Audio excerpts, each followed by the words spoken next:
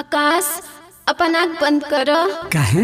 बंद करो ना। अच्छा ठीक बा। ई कहा देखा आकाश, हमार माई बाबूजी तहरा से मिले पर पाबंदी लगा देले बा। अब हम तहरा से ना मिल सकतानी। अरे पगली, हम जानतानी हम गरीब हैं, यही से तहार माई बाबूजी हमरा अपना में से इनकार कर देले बारे। अरे हर जाई, जब तोरा माई बाबू के बात माने की रहे तो हमरे से प्यार काहे कैले तू प्यार? जो तू कब खुश न रहे गरीब के धोखा देके, जो कब ना गरीब बाबा के प्यार काहे होला न पूरा है रबा काहे रहे अधूरा। जा बेवफा जा तू एक दिन पछताइबू।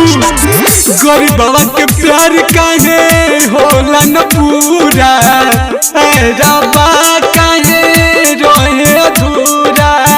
जैसे पता चले आशिक गरीब बा, सनम सोच लेली फूटल नसीब बा।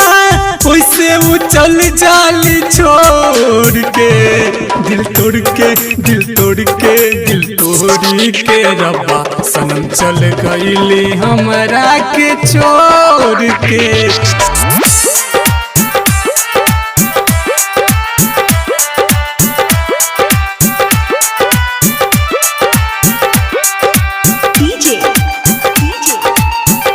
Recording studio Delhi.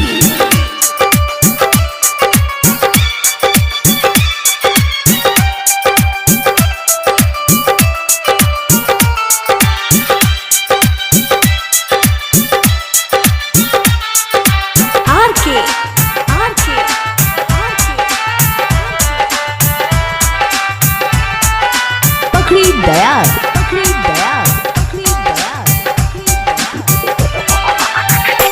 लेके शादी के कार्ड ओइली हमारा उपास, कहली कि तू अइहा जरूर हो।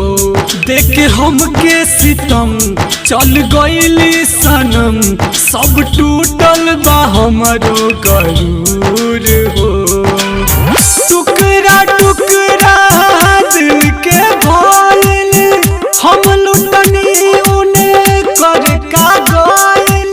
चल गईली मुहावा के मोर के, दिल तोड़ के रब्बा सनम चल गईली हमरा के छोड़ के।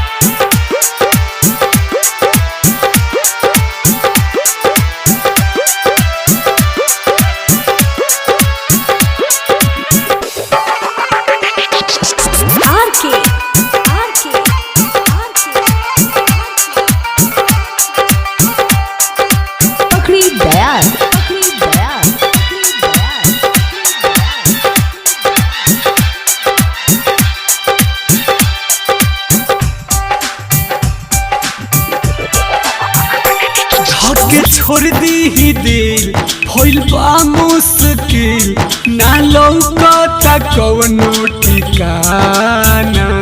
जी के का करब हम, मिलल तना जखम, भइल दुश्मन सारा जमाना। बालिस्टर आकाश जी नहीं कोई है, कुछ दिन में जान गई है।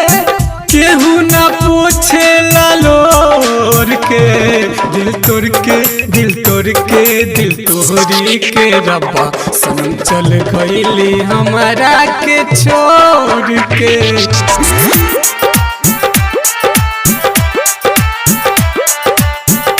जा बेवफा जा तू एक दिन पछताइबू।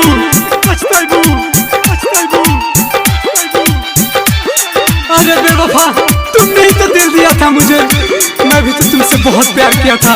आखिर क्या कमी रह गई थी हमारे प्यार में जो तूने ऐसा कर दिया?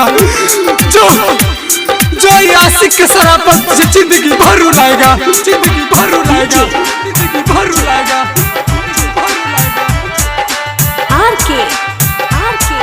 HKB recording studio Delhi.